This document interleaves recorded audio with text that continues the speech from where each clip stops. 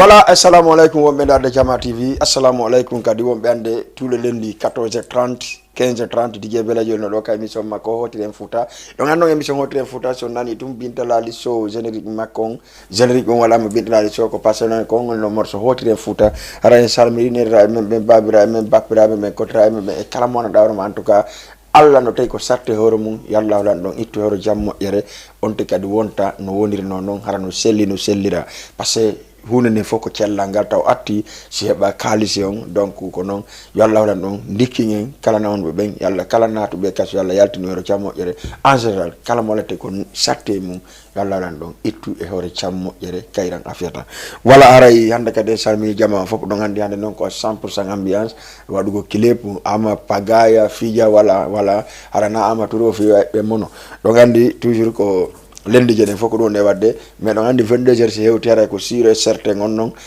ko ɗo woni ka émission laaɓa e poy hanno émission men on laaɓa e poy ɗon andi ko menen 3 personnes animateur ɓe émission laaɓa e poy on mari tem mona dawnoma temjiɗe yandanoma ko ɗumen enta ɗo hande min développe menen e téléspectateur ɓe donc aray en salmini jama moƴƴa e en terike ɓe noddugol 2 numéro affichete pour yen noddu yewten par ce que 2 numéro ji ɗin fof ko Jama TV jeeɗi donc premier numéro on 206 209 plus 54 donc ça waɗi 206 209 voilà plus 54 nata ka cerveau vocal Jama TV yewda e DJ Bella Joli donc deuxième numéro on waɗa 78 waɗa 116 82 38 78 116 82 38 woye yewndaren taw awa hande noon ko beaucoup de clip un peu de parole maydaren alkazayon arten ka plateau men Jama TV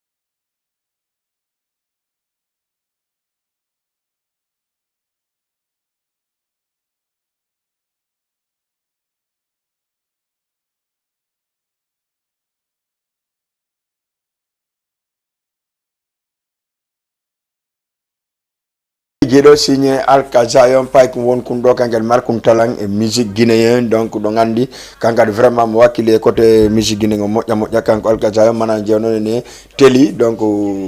technicien jon e wonde ka Jama TV cameraman wonde ka Jama TV e kanko chargé de programme on isaji DJ Yaya donc staff on fo wara yo salmini du moƴƴa e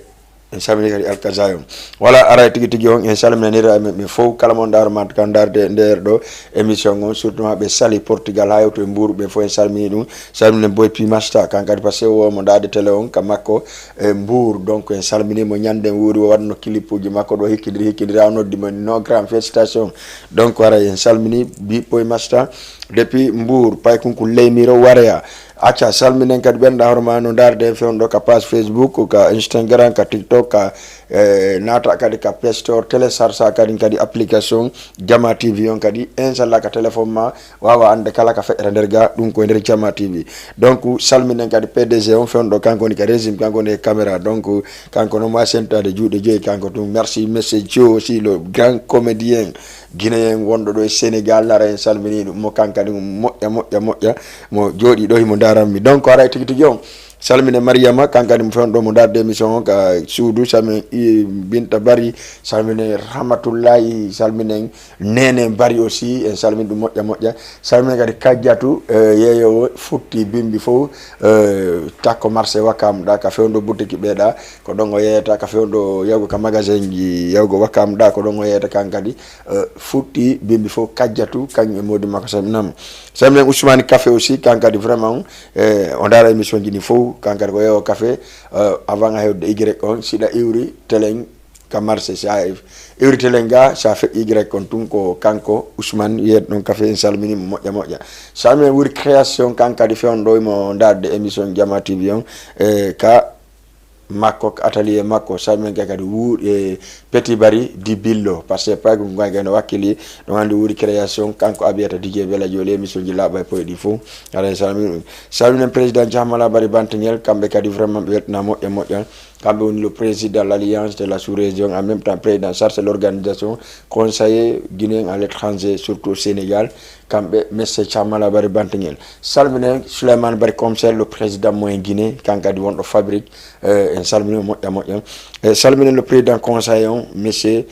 Wuri Calere kankadi mo salmina moƴƴa en accali famille on fof équipe on fof le 20e membre on fof kadi ka conseiller salminama ela suma salmina Issaga Gueye le président jeunesse on fewno ɗon ɗo Sénégal on en salminima le monsieur Issaga Gueye vraiment en yi o yawno ka concert kumpaji ɓe fof ɓe yawno ɓe misiɗɗo fop ala mo hewtali ka concert kumpaji waɗɗo le 18 feƴƴiɗo ɗo on Kammamen de Wakam ɗum ko samedi feƴƴiɗo ɗo en tori kadi so fop hewto e hoore jam moƴƴere salminen groupe aji arnoɗi ɗi fop surtout ma groupe organisé de Fayan de musique kamɓe wonno ko organise on concert jano donc kumpaji no e ɗum Wagamada no e ɗum Wam Wagamada voilà no e nder mum Nares Bunkaya Fayano e mum c'est à dire teli Billo teli Diallo teli kay no e mum ɓe fof ko kamɓe woni fayande musique vraiment en landeke ɓe so ɓe hewto e jang e si ɓe sertino kadi e jang o salmini manager on kadi kanko Ibrahima Sori walla vraiment o waɗi effort ko dowa wadde kon les sonos est bon le lumière est bon vraiment hay fuy ala ko manki vraiment mi yetno menen kala ko me yi kon men fenata kono si me yi wala ta sa ko nyalla donc ɗum ɗo nafenade pasara me yi donc vraiment sonoji ɗin c'est bon lumière c'est bon ɓe waɗi prix maɓɓe on en tout cas ils sont bien joués aussi vraiment ɓe añanali kadi groupe uji heddi ɗi merci beaucoup en yawi daro en Tisbi Flow arten ka émission men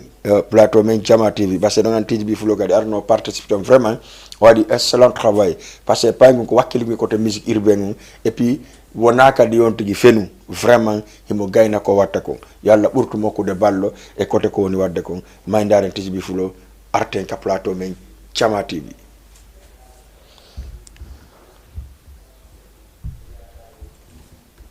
sokkumo ko innocent signé kanko fitre makko kanko Tisbi Flow ko kanko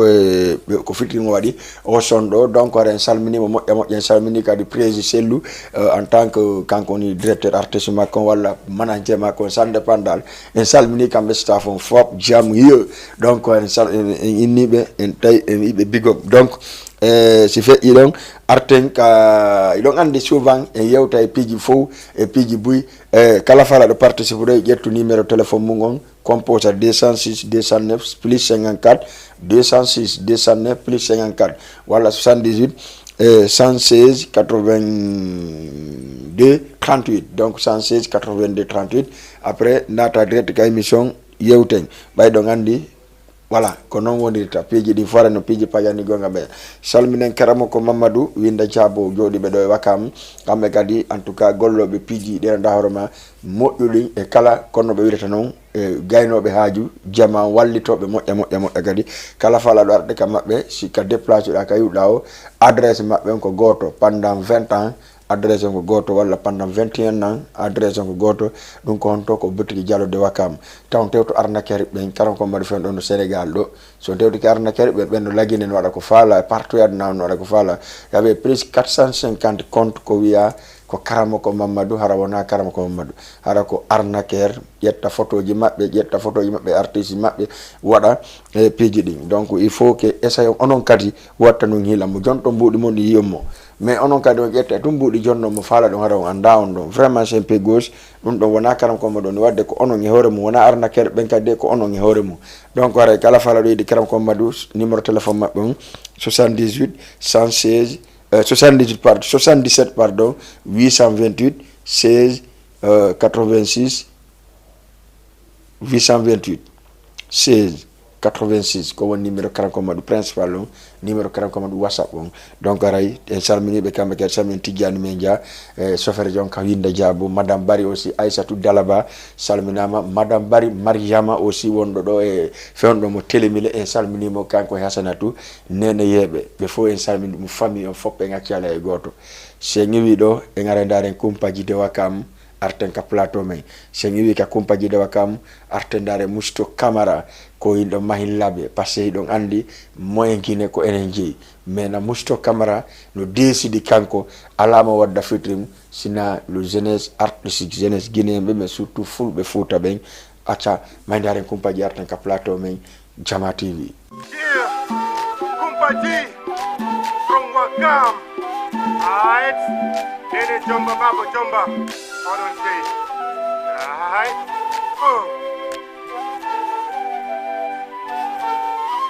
Hey, Maria ma Aissatou hande ka waye ko worbe be ngarti do wo jama be humpanyande mariage ono acce bondugol inde goddo ono nyande wo nyande ka jodi do wo ko inde goddo ne bonnude o gonnun andan dommo acce bondugol inde jaw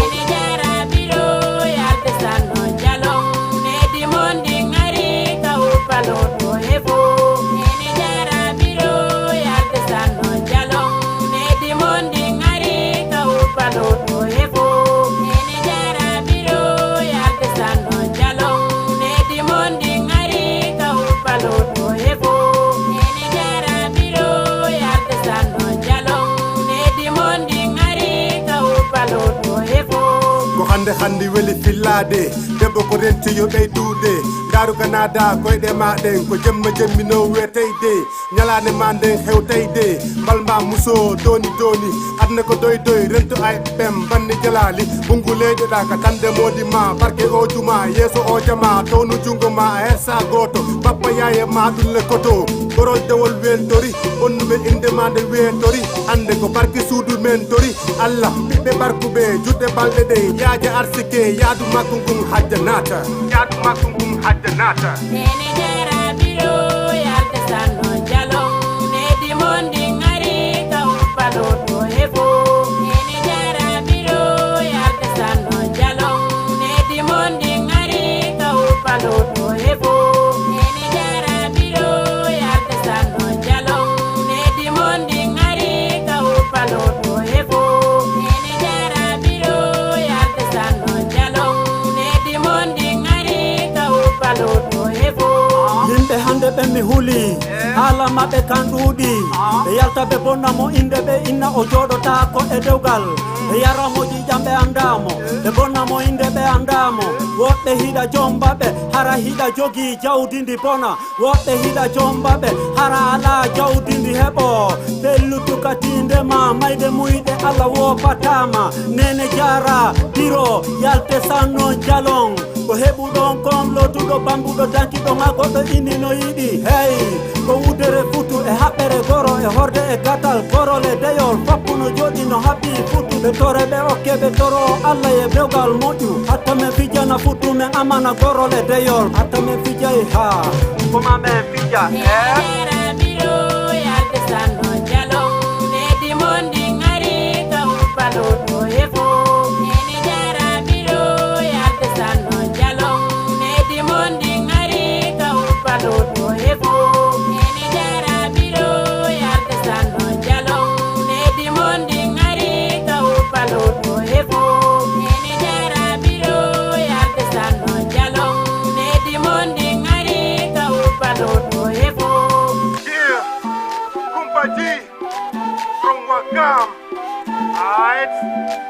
Jumba Baba Jumba. Hold on, Jay. Alright.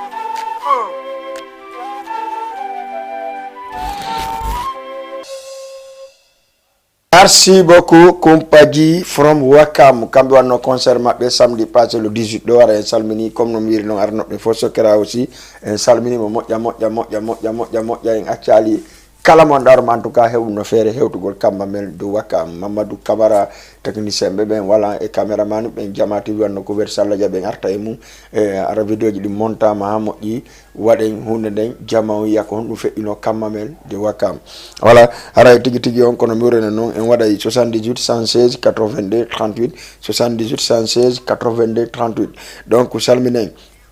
kala mo nandaro man to ga sereji di lo fop en accali hay godo e nombe mois de ramadan no arde aray ko e jama on dumanno lo andi fewndo honno commandres soumaye be ni ko antu le 21 et le 22 dum no yetta sobbe yo andu ko antu vendredi antu jeudi et vendredi yetta sobbe famon carrément soumay ari horon passé on horata soumay aray tun asma o memmintino gaskiri do memmintino papso en dum don ben don ko be gasiri ben don jarabe yewte papso voilà bundu gandal merci beaucoup et sami be to ampol be fop sami chamara ma julde safa parce que jamara ma julde safa vraiment o andini lan ko men woni sibbe ben min kadi non mi andinaymo ko men sibbe parce que mi sa la yegi mi watta yegi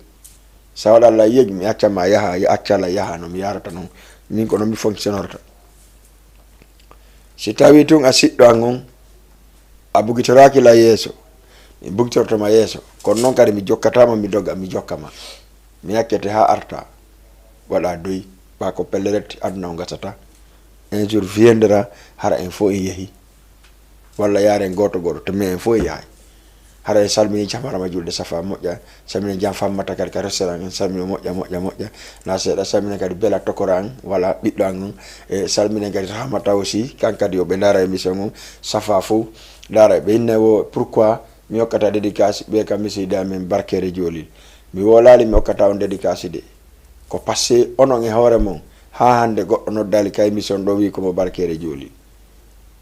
on drekara o weltaki ko ɓiɗɗo mon on woni ka télé ko no wadde émission donc si tawi ko heddi ɓenotta encourage ammi ko ɓen kadi min kadi mi jokkata moi c'est comme ça min mi alana ɗum mi patnata ɗum hay e goto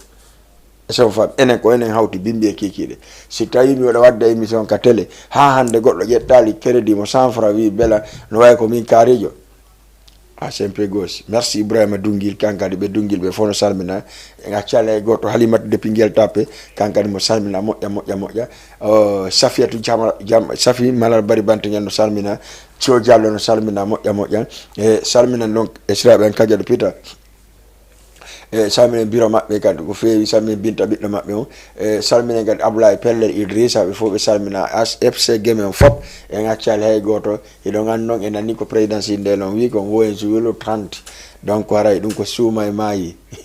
lundi le 30 le 1er mai ko enen ko don jeté pardon lundi le 1er mai ko don jeté woni deuxième match men enen e pellal ko en pi pellal piano tati enen ko en pi be joyi voilà bokkembe ha be doga ha andi nembe enen woni gemme ka voilà yetten coupe on sala ya parce que ma yetten go coupe do si gemme fono di si dongol to fono di ko gemme do ajede coupe parce que enen buri supporter enen buri mar de joueur enen buri man mais tout attends pourquoi on yetta coupe petit faybe hein voilà haray tigi on ko dum woni ton jonno en arte kadi encore ka e plateau men ndare musto camara main labe donc andi morceau makon mi yeti kon engal o yettu concert makon on atri labe vraiment labe heewi tew artiste guinéen ko labe humpano kon foppo kadi déplacer ko nakiri hewto e labe main ndare musto camara main labe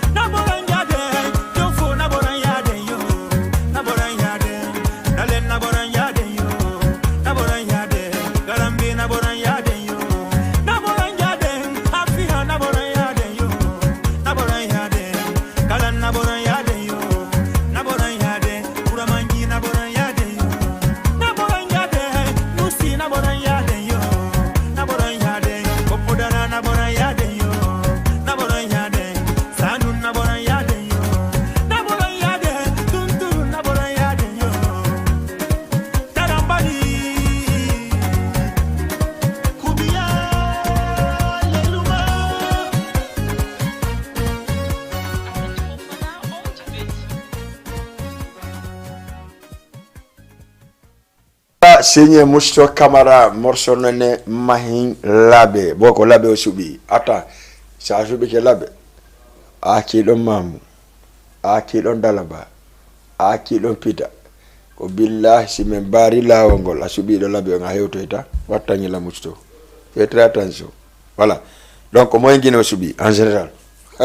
mais ko labe on capital mo ngina gonga ma petia afeta goy andi ko falla. Voilà, merci beaucoup en arta donc Thierno Mamadou Ba do ngandi Thierno Mamadou lo kindir ko de poda concert makon ko le 18 nous wonno wadde ka Aldo ka Alpha VIP donc wara en salmini kala yahnobe concert on kadi do ngandi fen do mo darde mission on ka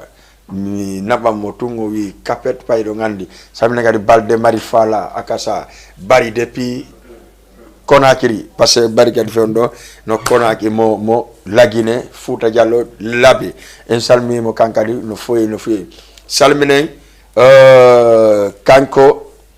Salu Kuyate manager taritati on hanko William Petit a lalango e wadande kilipuji tatadi après arana lan don ka hari o sutti misutti o sutti voilà taritati merci Salu Kuyate ara en salmini kalmandarma Amadou Badiang aussi kanka le PDG nouvelle génération donc andi non PDG nouvelle génération donc andi kankadi bientôt salla jabi warta e golle makko ko wakkuno kon dum kon dum peti a nyamino dimbu do watta ila donc donc ara tigi on donc andi en arta e mum salla jabi petit à petit mais si hewti to en arta donc andi ka suma e mayo ara de attaque de ender suma déjà en attaque ay kanko Mamed Fatako ka nouvelle génération avec Amadou Badian, nous comptons le 10 juin, nous comptons wata du tasek. Voilà. Merci. Nara tigi joge ngarta du non kadi min hande la bay poyon non. Kala mo tout tadu la bay poyon hara tardi. Taw tadu participer ka téléphone. Mais jonna on deux numéros qui il faut que participer salla jabi émission la bay poyon animé Bella Joli Hamidou monsieur Amadou Badian à partir de 22h00 à 23h30. Donc 1h30 haray ko enen wondi ka émission labay poy suma yon non kadi mi aduna on sella jabi dumaji moƴƴudi et puis karama ko be moƴƴube wade temji moƴƴudi pour no yewtire acca maydaren Thierno Mamadou Balo kindiri wadde po dapay kun kona way kana bonanedi petit acca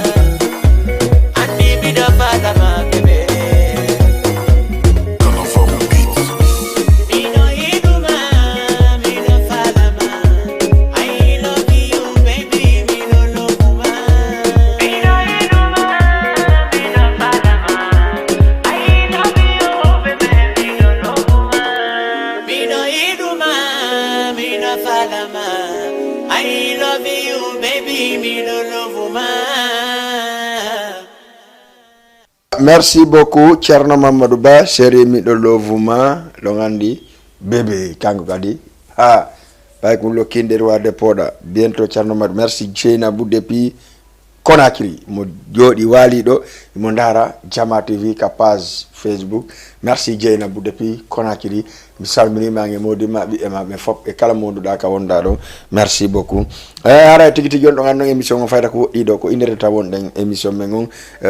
voilà anden tardali moƴƴa ko non den heddori seeda parce que doaji no jaabi kon dum woni tigi on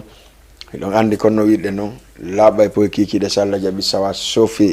Sophie merci grand Abdou Bambara en salmini dum moƴƴa salmini gadi wano doyen Thierno Télé Mile en salmini e moƴƴa salmini Yaya Mali kanko boss depuis Ridis Grand Dakar kanka do salminama no feewi salmine monsieur Sidi Ndelo le président jeunesse moyen Guinée et le président la JVD Dongol Touma kanka do salminama salmine monsieur Salou Conté le président ESB Vision kanka di o salminama salmine vice président Souleymane Bari Pita pay ko Pita na bananado Sansi Masi kadi salminama moƴƴa Ibu DJ Ibu kadi depuis Rebus kanka do salminama no feewi salmine wanu Grand Alpha aussi depuis Koloban kanka di mo salmina feewi no feewi Alpha mi salminima e be mali be fon salmina Mama Salou Sangaria Sokili kanka di kanko ni président jeunesse mabbe on en salminima moƴƴa kanka di en invité mo ka plateau do parce que be mari final football o ara o yewta fi mun ka plateau do Salla Jabi en salmini kanka ba e badde les boss depuis Grand Yoff salmina gorko Sousay kanka di salmina kadi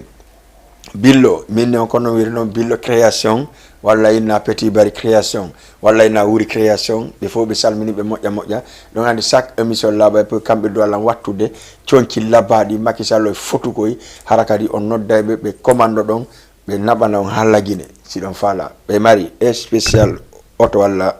avion ko nabana on Macky Sall ji den hakam ka fal don ka magasin ji monno e ngartay dum non gadi Salla Jabi acca si fe idon en artay ndaren tati kanko fikrim je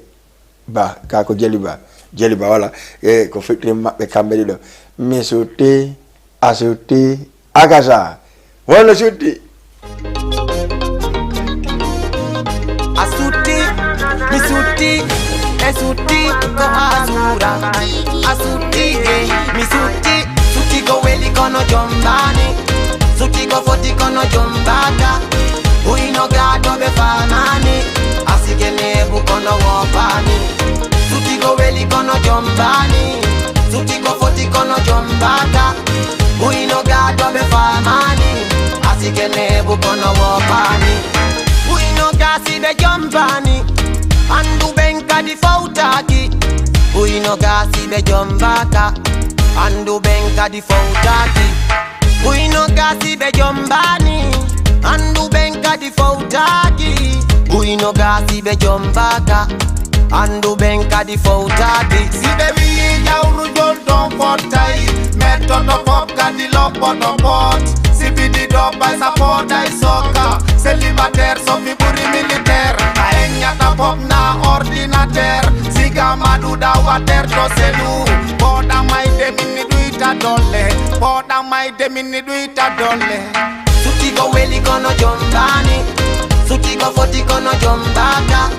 Uino gado be fanani Asigene bu kono wopani Suti go weli kono jombani Suti go foti kono jombaka Uino gado be fanani Asigene bu kono wopani Echurba fula wa ari kasare Be suti resto woni no porto Ida be wo kadi be hotto Nyande wo ya duleide porto Turba fula wa ari kasare Be suti resto woni no porto Ida be wo kadi be hotto Nyande wo ya duleide porto Espanka di be euro yaino Bayi kadi wo be foto roita Dubai to bayi be reuti roita Bayi roita di wo no sati seda Alako wati sida esara Alako wati talaye bembo Kofi fe data fe inonden Goja sa andai Suti go weli kono jombani Suti go foti kono jombaka Uino gado be fanani Asigene bu kono wopani Suti go weli kono jombani suti ko foti kono jombaka uino gado be famani asikene bukono wopani enani menga fautaki fika la nonga jombali ronki kono futaki na uyi kono bobali ko wonda donga sudaki so besi amobaki ommo koza anotali ommo lamba ya dotali ommo chindela notali ommo mamunga dautali ommo dalaba anotali ommo pitakali dotali bembe bama kwa dautali bembe zere kora notali bembe kamsa dautali yami ko haweta etual ko haweta muki en ko dartido e grande de ko dartido e Philadelphia ko dartibe Alize ko haweta so bedu ko haweta ko alfa gai kisimirai ni werai kadiba ni wernai tigi wako tati tigi kereje den ko de tati ko dum kanko o wi tati ko tigi ko gonga makko non passé sa sagine kereje tati siko negesen ko de tati kala ko hay gajo o yigo no itano negesen tagi tati ka tigi voilà merci beaucoup tati yaren vraiment weltani ke clip makon fikrimon no laba no feti fu donc ande no miet non en arta salla jabi sorti album ji do 2023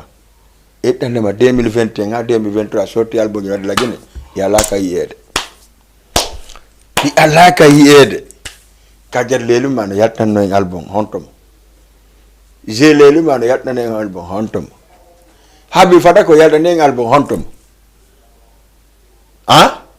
si tambo maka ngamoy bay din don kambe nande sedaji din kayasi kono beeda sincèrement parler depuis ko be wanno sonjima e promotion din ko di won dogude ha hande men yaali album so magi promotion ji di clip ji promotion ji ko di ya ka ko di woni album si tawi jeleluma ko somma hiyo lele yo kono de o yimirto de no ko haray kono woni so way didi way o wadi clip didi kajaleluma ko memananda yitirada ko dum kadi kankadi ko promotion ji makodi ko di woni e circuit de ha joni ko honto album on les gars ça fondo mais album makon fo je dis la vérité ça fo mom album on yaltimo vraiment jama on écouter consommer mo tati la même chose mboma kadi certains sonji godi yalti kono ha jonno heddi ko me yal dum don non ko mami ataka wuri me yal album bo ma on tigi voilà me ataka de ko anjogi communication bo ma on ko anjogi ti voilà d'accord hala tigi en artay dum no fo débatten dum parce que wona nayo yawo menga nous les animateurs naka côté promoteur mon wolde ka côté animateur mon wolde parce que on fala me yawade indi gorno yalde album adda yimbe be mowobe inna ko parenge maren ok ko kawo hara vous n'avez rien faire mais yente dawon e wandire do en yinay bay en kiki de salla jabi ka mission la bay poy parce que do ngandi DJ Bella Joy voilà l'association de l'alliance de la sous-région nyande julde bimbe julde berde hibe erde non ko nde dole concert ji non kadi o me wono wadde hara non nasi fadiya bay don andi alliance toujours arda e kesum en salmini président mo e wakilare makko ndey wallahi azim bay si foppu no wayno wano mabbe ara en fo en fottino président benna ono mejaaki di me yida habum parce que watte ko watta asaira men andeni on kadi non moyen Guinée wonde e communauté Guinée on fo laytu gadron be dum do kadi ko organiser dum grande mosquée ka woyuden don pourquoi jedden o initiative joni on disponibilité joni ko fiyo o pattalo e labbe timbo goron garan dum fo accu woni hunde wotre moyen Guinée fotta wona hunde wotre wone laytu gadron ka grande mosquée heben 1 million de personnes arbe mawbe e rewbe e sukabe jangen kameluje den jippinen urana moybi wade ande teleji di fo international di era di film dum be divisa ande enen kadi fotti mais labeda no wansanda timbi madina da dongol tuma da telimile da telimile e yaajude mum aya benna guguje da beda la mais c'est peu gauche en kiki daga labay poy voilà mi harta e mon dum parce que no woddo mawbe me do ka suma e do me invité be fi dum salla jabi do hibe se ka do tun diwe didi no wadi do timbi e telimile do tun wakam tun diwe didi no wodi timbi e telimile hay mere hokku be nagge ko maabe feccange yakkude be bokara na basengo mene men gertno do bakkili okkabe nayi okkabe nagge okkabe mbuudi watta don kono men hirsa nagge men jo'ina be men gerdude hunde e be fottu bonane go tay ko enga yeso wa teguda ko enga yeso wa teguda ko engal bawal teguda ko engal bawal teguda fere biwol teguda dakadi teguda Allahu akbar e pade yurmi